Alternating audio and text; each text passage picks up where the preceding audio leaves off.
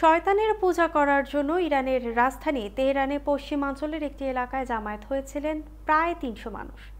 সেখানে অভিযান চালিয়ে ২৬০ জন শয়তান পূজারীকে গ্রেফতার করেছে পুলিশ। এদের মধ্যে ৩ জন ইউরোপীয়। ইরানের আধা সরকারি সংবাদ সংস্থা তাসনিম গতকাল শুক্রবার এ নিয়ে প্রতিবেদন প্রকাশ করেছে। তাতে বলা হয়, গ্রেফতারদের মধ্যে ১১৫ জন নারী। এর আগে ইরানের ইসলামী ড্রেস কোড না মানায় বেশ কয়েকজন নারীকে গ্রেফতারের জন্য মাঠে নামে নিরাপত্তা বাহিনী। তাদের গ্রেফতারের এই অভিযানের সময় এসব শয়তানের পূজারীর দেখা পায় তারা। ইরানে মদ পান ও শয়তানের পূজা নিষিদ্ধ। গ্রেফতারদের বিরুদ্ধে শয়তানের পূজা ছাড়া অন্য কোনো অভিযোগ দেখাতে পারেনি পুলিশ। এ সময় ঘটনাস্থল থেকে সম্মোহনী ড্রাগস জব্দ করা হয়। এ সংক্রান্ত নিউজে অনেক ছবি প্রকাশ হয়েছে, যাতে শয়তানের পূজার বিভিন্ন আলামত দেখা যায়।